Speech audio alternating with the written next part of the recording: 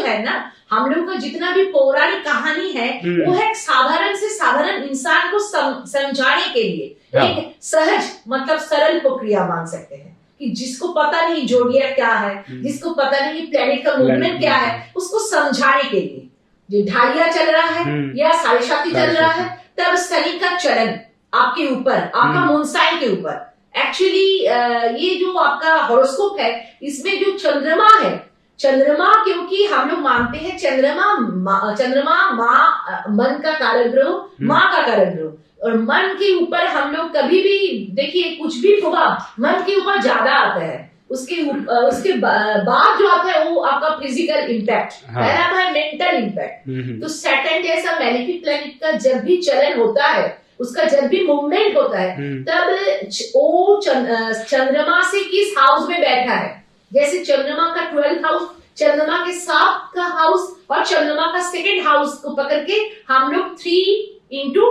2.5 मतलब 7.5 7.5 years ये मानते हैं 7.5। और इस टाइम हम लोग मानते हैं कि एक इंसान का अगर साधारण जीवन चर्या में रहे, उसका 80 साल का उम्र तक 3 7.5 आता है, और हर एक 7.5 का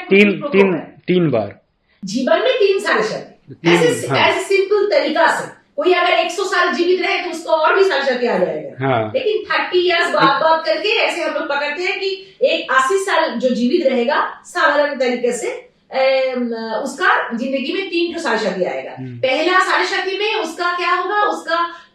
इम्पैक्ट पड़ेगा उसका मन में, क्योंकि उसका पढ़ाई लिखाई या कुछ घर में कुछ झमेला ये सब आ जाता है। 2nd 7.5 में उसका क्या होता है, उसका इकोनॉमी रिलेटेड प्रॉब्लम, वो इकोनॉमिकल टर्बल सिचुएशन से उस टाइम उसको गुजरना पड़ता है, उसका आर्थिक स्थिति खराब होता है। और 3rd 7.5 में हेल्थ रिलेटेड इशू आ जाता है, ठीक है। तो 3rd 7.5 ऐसे ही आप मान के चलिए, साधारण तरीके से भी सोचिएगा, जब किसी का एज हो जाता है तो उसका कुछ ना कुछ आर्थराइटिस रिलेटेड प्रॉब्लम रहेगा ही, ठीक है। उसका ये आपका भाषा में बोले तो संस्कृत में बोले जाता है बातोजो वेदना वगैरह, मतलब उसका आर्थराइटिस, उसका कुछ मान के चलिए र्यूमाटिस, जितना बात ये सब ज्यादा आएगा, ठीक है। तो दीदी ये जो शनि की 7.5 की बात करते हैं, तो ये खाली बैड इम्पैक्ट ही जीवन में लेके आती हैं या फिर कुछ शुभ फल भी वैसा है इसका? ऐसे शुभ फल साधारण तरीके से देखेंगे तो उसे आपको शुभ फल नहीं मिलेगा, मिल रहा है ऐसा नहीं महसूस होगा, लेकिन उसका जो इम्पैक्ट रहता है ना एक जिंदगी में, वो एक अच्छे टीचर की तरह काम करके जाता है। वो आपको जिंदगी में कुछ कुछ लेसन सीख देके ही जाता है कि आपका जिंदगी का चलन ऐसा रहना चाहिए। जब प्राइमरी लेवल में हम लोग देखते हैं कि जब पहला 7.5 होता है, साधारण तरीके से देखते हैं तो उस टाइम कोई जेंट्स हो या लेडीज, फीमेल नेटिव हो या मेल नेटिव हो, दोनों ही जातक या जाति का उस टाइम उसका क्या चलता है, उसका एक एजुकेशन का टाइम हो, वो पढ़ाई लिखाई उस टाइम करते हैं, तो उस लर्निंग प्रोसेस के द्वारा उसे कुछ ऐसा रिजल्ट वगैरह मिलता है जिससे उसका मनोस्थिति बोलिए वो खराब हो जाता है। उस जिसका जितना अहम था ना, प्राउडीनेस,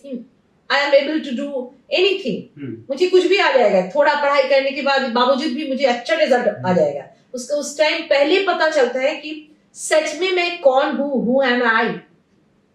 एंड मुझे क्या करना चाहिए, कितने के लिए मैं लायक हूँ, कितने का हकदार हूं मैं, उसको तब अपना पोजीशन के बारे में पहली बार उसको पता चलता है मैं कौन हूँ। तो इसमें उसका मानसिक स्थिति झिझोड़ के वो रह जाता है, उसको एक बहुत ही टर्मल सिचुएशन से गुजरना पड़ता है। ये तो सैटर्न का पहला सीख है।